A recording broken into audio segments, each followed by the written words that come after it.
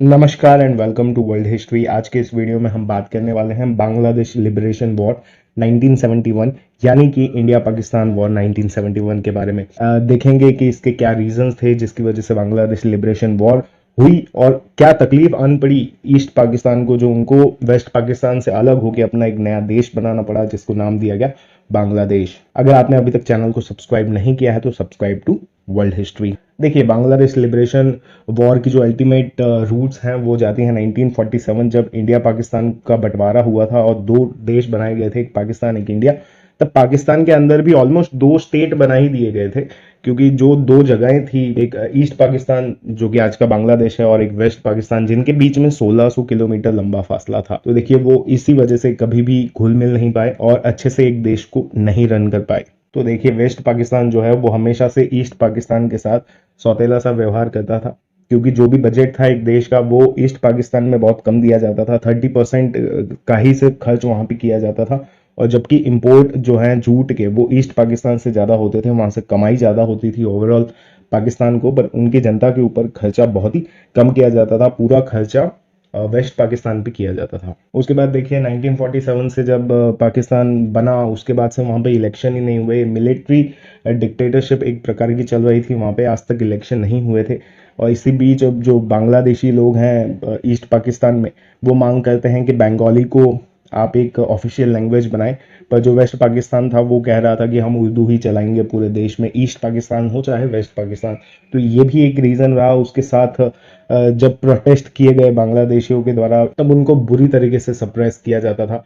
बहुत प्रोटेस्ट हुए 1959, 66, 70s के आसपास बहुत सारे प्रोटेस्ट हुए। फिर अल्टीमेटली पाकिस्तान के मन में आता है कि भाई अब हम इलेक्शन करवाते हैं। 1970s में इलेक्शन करवाए। उसके पहले क्या हुआ, जो प्रोटेस्ट हो रहे थे उसकी वजह से, देखिए कहीं भी अगर प्रोटेस्ट होते हैं तो नए नए लीडर्स उभर के आते हैं। वैसा ही हुआ, एक आवामी लीग करके एक पार्टी खड़ी हुई ईस्ट पाकिस्तान में, जिनके लीडर थे मुजीबुर रहमान साहब। उन्होंने आवामी लीग बनाई और अपने कुछ पॉइंट्स रखे वेस्ट पाकिस्तान के सामने और कहा कि हमारी ये मांगे हैं। जो मांगे काफ़ी हार्ड थी, ऐसा वेस्ट पाकिस्तान कभी भी नहीं चाहेगा, कोई भी देश नहीं चाहेगा कि हमारा एक पार्ट ऐसी मांगे करें और हमसे अलग हो जाए। तो आवामी लीग बनाई गई, फिर इलेक्शन लड़े गए। उस इलेक्शन में आवामी लीग जीत गई, पर वेस्ट पाकिस्तान को ये मंजूर नहीं था, तो उन्होंने ये नहीं होने दिया। उस इलेक्शन को एक तरफ से रद्द कर दिया गया और मुजीबुर रहमान साहब को जेल में डाल दिया गया। ये जो प्रोटेस्ट थे वो अपना अगली चेहरा लेने की कोशिश करते हैं, क्योंकि हमेशा से जो ईस्ट पाकिस्तान के लोग थे वो पीसफुली प्रोटेस्ट कर रहे थे।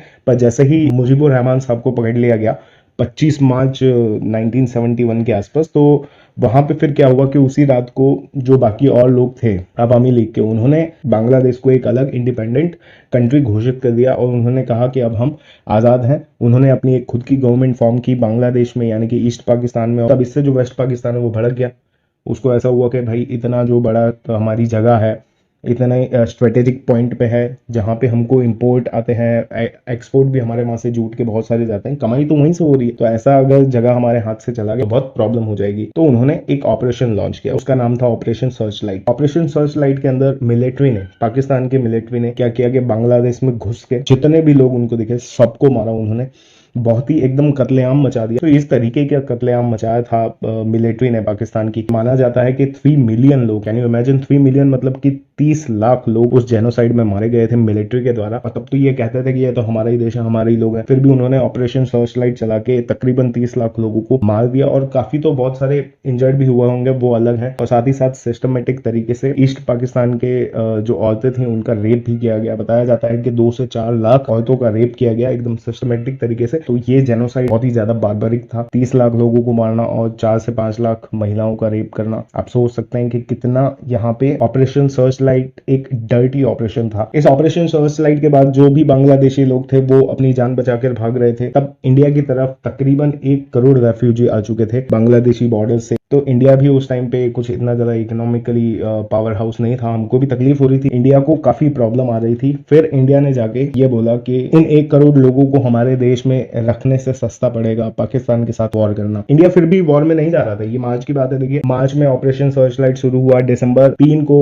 इंडिया ऑफिशियली इस वॉर के अंदर एंटर करता है। तब तक ये ऑपरेशन सर्च लाइट, आप सोच सकते हैं कि कितना खतरनाक तरीके से पाकिस्तानी आर्मी ने रन किया, कितने सारे लोगों को मारा। फिर 3 दिसंबर को इंडिया को इवेंचुअली वॉर में कूदना पड़ता है क्योंकि पाकिस्तान ने प्रीएम्प्टिव स्ट्राइक की ऑपरेशन चंगेज खान के अंदर, तो वो इंडिया को इसी वजह से इस वॉर में कूदना पड़ा। इसकी जानकारी हम देंगे आपको नेक्स्ट आने वाले वीडियोस में। आज के वीडियो में इतना ही। इसके बारे में आप अपने ओपिनियन शेयर कर सकते हैं कमेंट सेक्शन में। अगर आपको वीडियो पसंद आया तो लाइक करें, चैनल को सब्सक्राइब करें, क्योंकि history repeats itself. Thank you.